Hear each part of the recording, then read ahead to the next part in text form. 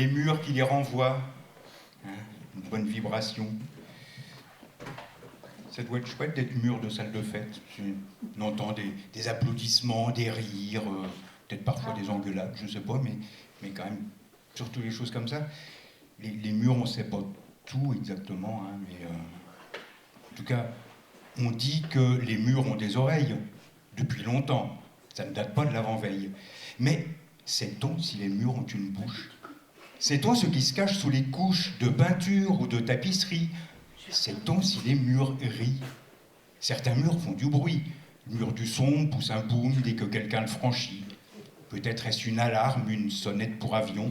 Certains soirs, au week-end, il y a des murs de son, crachant leur infrabasse sans plus de discrétion. Mais les murs de maçon fredonnent-ils des chansons? Les murs murmurent-ils en cadence ou se murent-ils dans le silence? Parfois, je crois entendre quelques balbutiements glisser entre deux pierres tout en bas du ciment. Ce n'est qu'une ouïe de l'esprit, me disent quelques amis, acouphène à coup sûr si t'entends un murmure. Oui, mais moi ça me parle des murs qui ont la parole, autrement que par des tags, des affiches ou banderoles, parce qu'avec ce qu'ils entendent depuis toutes ces années, ils ont peut-être besoin de le restituer, parce que, bon, d'accord, mais sinon quoi? Ils en resteraient quoi? Murés dans leur silence? Muret, pour un grand mur, il y a comme une dissonance.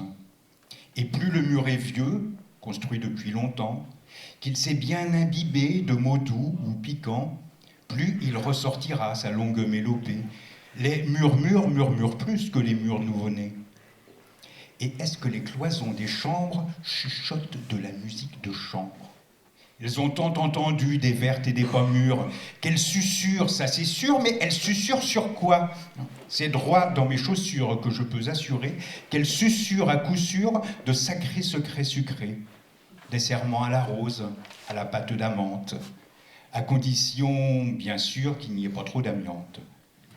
Si certains murs abritent des histoires d'amour, pour d'autres moins chanceux, c'est beaucoup moins glamour. Si les premiers sont faits pour construire un cocon, il y en a dans le monde qui ne plaisent qu'aux cons. Je veux parler des murs frontières, érigés à Berlin hier, maintenant Israël, USA, les autres, les pauvres, venez pas chez moi. Plutôt que de cimenter des liens entre deux peuples, entre voisins, on bétonne de nouvelles murailles autour du donjon du Don Jones. De qui se moque-t-il, car les murs raillent, malgré la honte, ricanent-ils jaune? Et les murs en briques de Mulhouse prononcent-ils rose comme à Toulouse? Est-ce que les murs en parpaing de campagne chuchotent avec le même accent que les pierres du Lot? Y a-t-il un murmure en commun?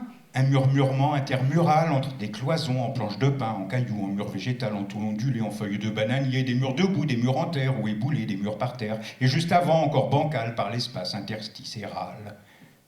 Et le mur des lamentations, est-il d'accord? Est-ce qu'il acquiesce? Ces longues plaintes à donner le frisson, à vous donner l'envie de boule qui est-ce? Je rêve d'un mur de déclaration avec des larmes de joie qui coulent, des poèmes en déclamation et des murs qui soudain roucoulent. Quant au mur des déclarations, des droits des femmes, hommes et enfants, il peut faire vibrer la raison ou barrir comme un éléphant. Les tyrans se bouchent les tympans. Faudrait du desktop à des spots pour leur récurer l'audition. Pour l'instant, ils pissent sur le mur et sur les valeurs qu'ils portent. Ça sent le soufre et la saumure.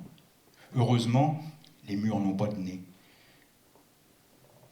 Quoique, est-ce que les murs sont nés sans nez?